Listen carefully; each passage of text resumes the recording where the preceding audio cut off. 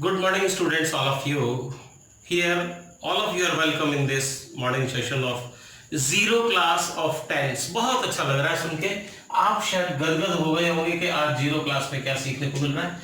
ये first class नहीं है, उससे भी पहले की जीरो क्लास है, ये जीरो लेवल है ये। और उससे भी कहूँ तो मैं माइनर्स नॉर्थ इंडिया के बच्चे हमारे अंग्रेजी में बहुत कमजोर हैं, उनके लिए मैं आपके सामने ये सारी चीज प्रस्तुत कर रहा हूँ। टेंस प्रिय बच्चों, ध्यान रखना, मुख्य रूप से जब हम बात करते हैं तो सेंटेंस वाक्य दो प्रकार के होते हैं।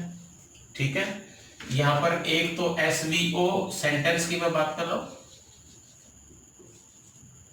कोई आर्ग्यूमेंट नहीं करे, अपवाद नहीं करे, प्लीज सीखना। फिर आप कहेंगे मुझे यूनिवर्सिटी ग्रामर ग्रीन बॉम की हमने पूरी पढ़ी हुई है, इसलिए प्लीज कोई आर्ग्यूमेंट नहीं करे, गलत नहीं समझे। आप एक क्वेश्चन पूछेंगे, हम 1000 आपके सामने प्रस्तुत कर देंगे। आपको नहीं पसंद आ रहा तो आप मत आर्ग्यूमेंट नहीं करेंगे प्लीज। ओके, तो समझेंगे आप ध्यान से। दो प्रकार के हो गए, एक तो सेंटेंस होते हैं एसवीओ सब्जेक्ट वर्ब ऑब्जेक्ट, और एक होते हैं सब्जेक्ट वर्ब कॉम्प्लीमेंट। कोई दिक्कत तो नहीं है? यहां पर दो प्रकार के आ गए, एसवीओ सब्जेक्ट वर्ब ऑब्जेक्ट, और ये होते हैं सब्जेक्ट वर्ब कॉम्प्लीमेंट। सबसे पहले मैं आपको इसकी समस्या का हल बता दूं, आखिर एसवीसी क्या होते हैं, सब्जेक्ट वर्ब कॉम्प्लीमेंट क्या होते हैं। सुन लीजिए,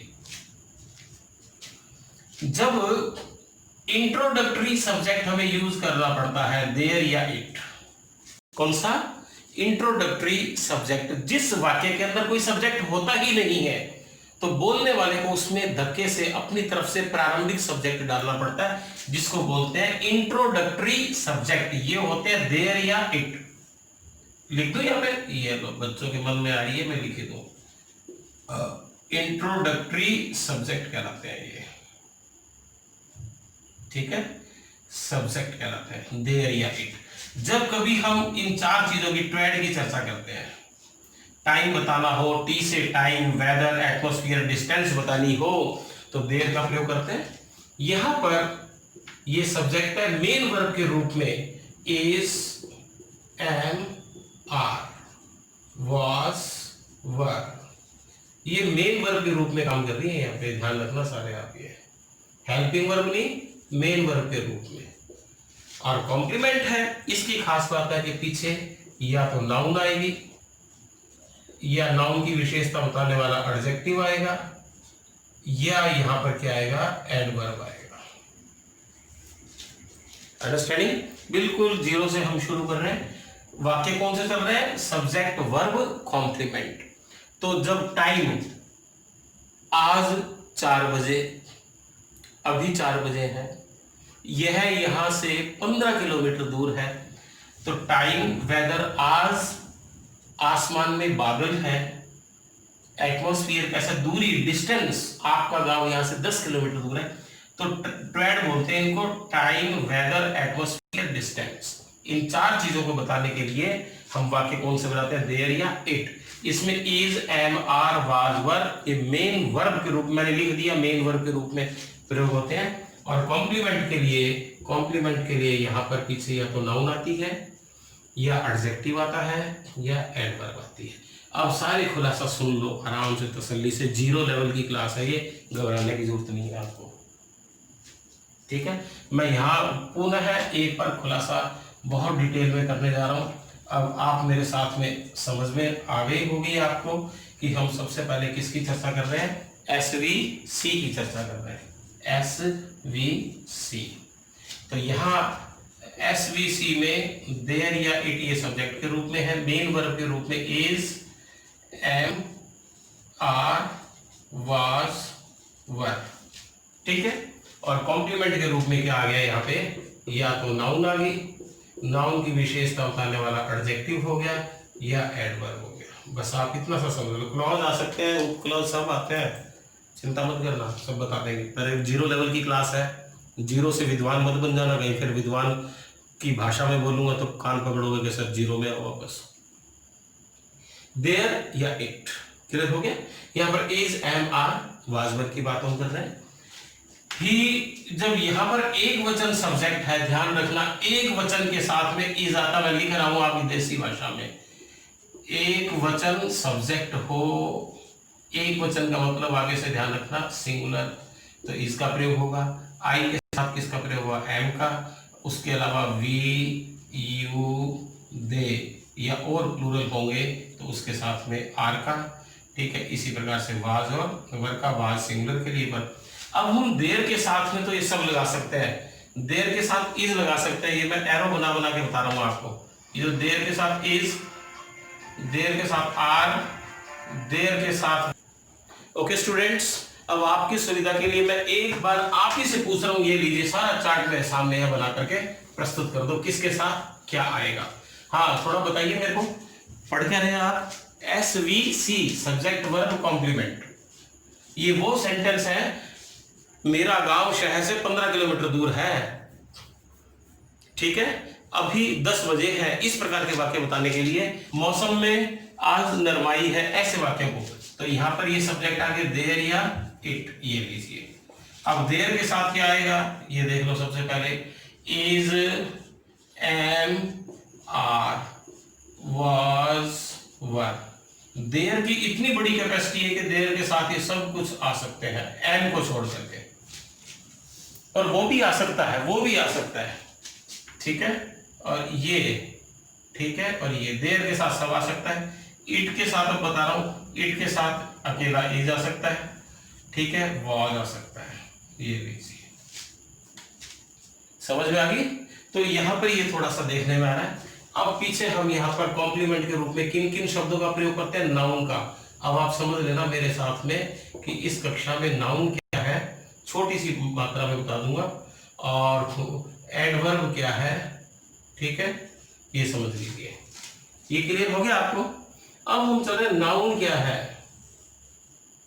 नेमिंग वर्ड। नाउन क्या है, नेमिंग वर्ड, नाम बताने वाला शब्द। जल, थल, नभ, पूरे ब्रह्मांड के अंदर, चाहे साकार, निराकार, संगठन वाली, बिना संगठन वाली, छुई जाने वाली, टेंजिबल, इनटेंजिबल, कॉन्क्रीट, एब्स्ट्रैक्ट, जो भी चीज जिसका नामकरण हो गया, उन सबको क्या कहेंगे, नाउन कहेंगे। क्लियर होगी, समझ में आ गई ना। नेमिंग वर्ड क्या कहता है, नाउन। अब लर्नर्स ध्यान से सुनिएगा, नाउन की विशेषता बताने वाला शब्द क्या कहलाता है, एडजेक्टिव। मैं एग्जांपल दे रहा हूं, जैसे मान लीजिए बॉय, नाउन है ना। ठीक है, मैंने कर दिया टॉल, तो टॉल क्या चीज है, एडजेक्टिव, टॉल, और ये क्या है, noun, tall boy. Fat girl, मोटी लड़की, तो फैट आ गया और गर्ल आ गया। ठीक है, तो फैट क्या चीज है, एडजेक्टिव है, और गर्ल क्या चीज है, नाउन है। अंडरस्टैंडिंग। इसके अलावा तमाम सारी जितनी भी नाउन सिंगुलर प्लूरल होती हैं, ठीक है, एडजेक्टिव नाउन की विशेषता होते हैं, उनकी कक्षा हम बाद की कक्षा में करेंगे। आज केवल टेंस की 0 लेवल की कक्षा चल रही है। ये क्लियर हो गया। इज मैंने है, अब आप नॉर्थ इंडिया के बच्चे पूछते हो ना, इज मैंने है, एम मैंने हूं, आर मैंने बहुत सारे हैं, ठीक है, वाज मैंने था, ठीक है था, और वर मैंने थे। और बोलो, इससे ज्यादा नीचे जाना ठीक नहीं है, इतना स्टैंडर्ड समझ में आ गया। ये देर की स्पेलिंग क्या है, THERE है, एक होता है THEIR, ये शब्द अलग है, ये है उनके, लेकिन ये कौन सा है, ERE, ये शब्द अलग है, ये शब्द अलग है। तो ये यहाँ पर ये यूज नहीं हो रहा, यहाँ पर ये यूज हो रहा है। क्लियर होगी। और निर्जीव सब्जेक्ट को बताने के लिए इसका प्रयोग करते हैं, इट का प्रयोग करते हैं। क्लियर होगी। थोड़ी सी और अब आप मेरे साथ देख लीजिए,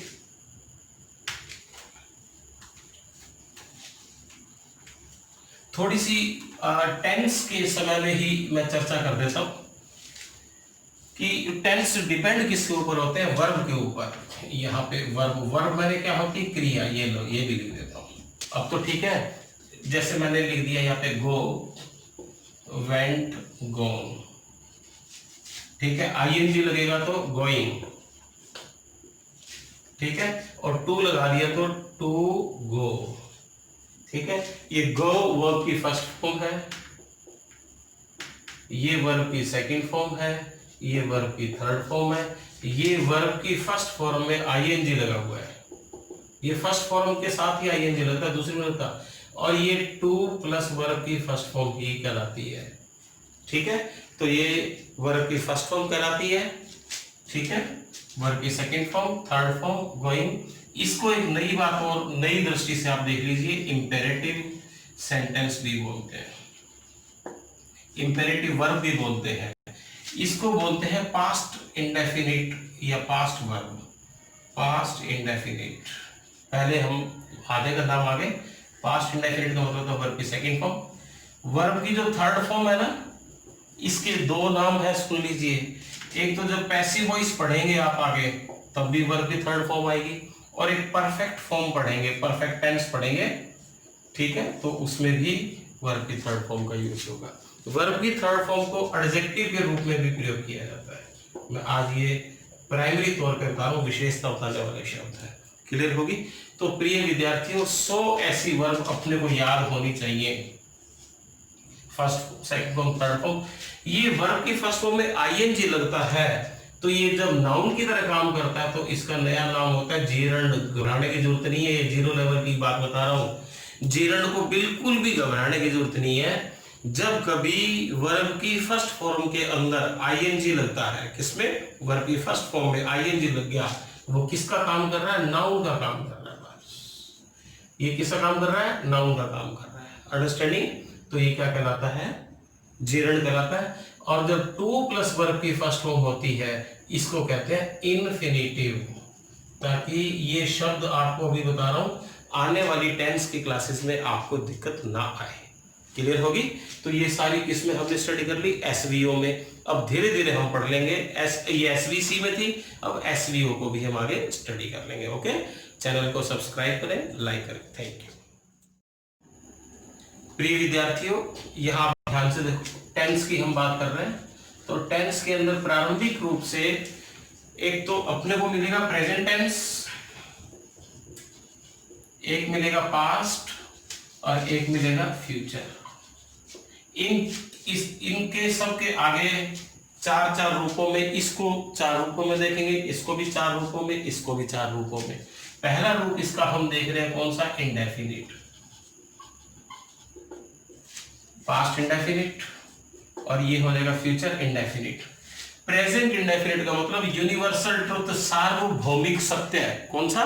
सार्वभौमिक सत्य, हैबिट्स, यूनिवर्सल ट्रुथ। इनके हिंदी के पीछे सामान्य सी बात है, सूर्य पूरब में उगता है, पापा जी ऑफिस जाते हैं, अध्यापक पढ़ाता है, माता भोजन पकाती है, बहन फर्श साफ करती है, ब्रदर स्कूल पढ़ने जाता है। Present indefinite. यहां पर पापा जी ऑफिस जाते थे, माता जी भोजन बनाती थी, मैं स्कूल कॉलेज जाता था। क्लियर? यहां पर मैं जाऊंगा, इस प्रकार की कॉन्सेप्ट होती है। जब हम करें प्रेजेंट कॉन्टिन्यूअस, प्रेजेंट कॉन्टिन्यूअस, इस वक्त जो काम चल रहा है ना, इस मैं बोल रहा हूं, ठीक है। पास्ट कॉन्टिन्यूअस में क्या हो जाएगा? मैं बोल रहा था और मैं बोल रहा होऊंगा, फ्यूचर कॉन्टिन्यूअस। प्रेजेंट परफेक्ट में आ जाएगा, प्रेजेंट परफेक्ट में मैं पढ़ा चुका हूं, कार्य पूरा हो चुका है। पास्ट परफेक्ट में मैं पढ़ा चुका था, यहां पर मैं पढ़ा चुका होऊंगा। इतनी सी बात है। ओके प्रिय विद्यार्थियों, ध्यान से सुनना। यूनिवर्सल ट्रूथ, रोजमर्रा की आदतें, एक्शन, रोजमर्रा की scientific truth, logical, reason based, सारी बातें किसमें चली जाएंगी? सोशल नॉर्म्स, सामाजिक नियम, प्रेजेंट इंडेफिनिट में। ये सब पास्ट में हुआ करते थे, तो पास्ट में, भविष्य में होंगे फ्यूचर में।